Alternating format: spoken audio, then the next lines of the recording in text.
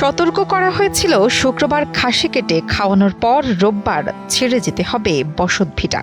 আদিবাসী পাড়ায় বিগত ৫৩ বছর ধরে বসবাস করছে বেশ কিছু পরিবার, কিন্তু দুঃখের ব্যাপার হলো যুদ্ধের পর থেকে বসবাস করে আসা এসব বাসিন্দাদের এক প্রভাবশালীর ক্ষমতায় উচ্ছেদ করার কথা ছিল ৫ সেপ্টেম্বর।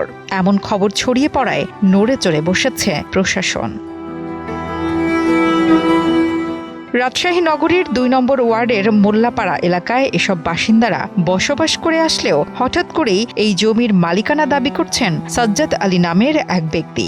তিনি পাহাড়িয়াদের উচ্ছেদ করে কয়েক কোটি টাকা মূল্যের জায়গাটি দখলের সব আয়োজন সম্পন্ন করতে শুক্রবার খাসি কেটে খাওয়ানোর ঘোষণা দিয়েছিলেন।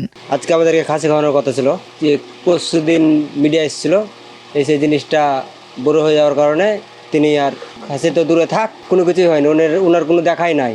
রাইটের বছরের দাসা গন্ডগোল রাইটের আগে থাকে এখানে আছে, সব ছিল আগের, এখন সব যে কোটা আছে তারা মানে বাচ্চা গেলান আছে, আর যারা আগে বাস করেছে তারা ইন্তিকাল। বসুন্ধরা ডায়াপেন্ট এখন আরো উন্নত। এই হট এয়ার থ্রো টপশিট দ্রুত শোষণ করে সোনামণিকে দেয় কোমল অনুভূতি। কিন্তু সাজ্জাদের চাপে ইতিমধ্যে ৩টি পরিবার জায়গা ছেড়ে চলে গেলেও বর্তমানে সেখানে ১৩টি পরিবার রয়েছে।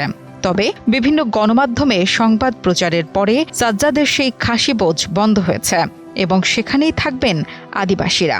আমাদের জন্মের পরে আগে থেকে এখানে বসবাস করে। এটা সাজ্জাদ হাজী, সে হলো কোটিপতি, ইন্দ্রধবার সম্পদ সম্পন্ন নিয়েছে, ঠিক আছে।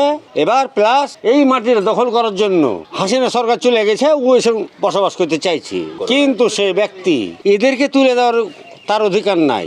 এ বিষয়ে অভিযুক্ত সাজ্জাদ আলী জানান, খাসি কেটে খাওয়ানোর সংবাদটি সঠিক নয়, এমন কোনো ঘোষণা তিনি দেননি। খাসির কোনো গর্ব নাই, কিছুই নাই এগুলা।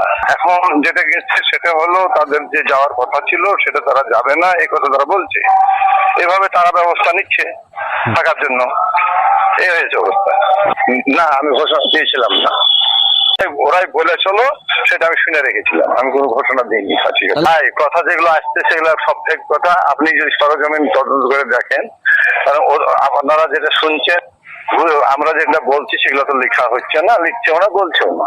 এদিকে শুক্রবার জুমার নামাজ শেষে আদিবাসী পাড়ার বাসিন্দাদের খোঁজ খবর নিতে ছুটে যান কাশিয়াডাঙ্গা থানার ওসি মোহাম্মদ আজিজুল বারী। নামাজ শেষ করে আমি আসছি যে এখানে তারা এই নিউজের পর গতকাল আসছি, তারা এখানে থাকবে এবং আজকে কোনো অসুবিধা বোধ করছে কিনা এই খোঁজটা নিতে আসছি। আপনারা নিজেরা আমার সঙ্গে থাকলেন এবং খোঁজ নিলেন যে তারা কোনো অসুবিধা বোধ করছে না, তারা স্বতঃস্ফূর্তভাবে আছে।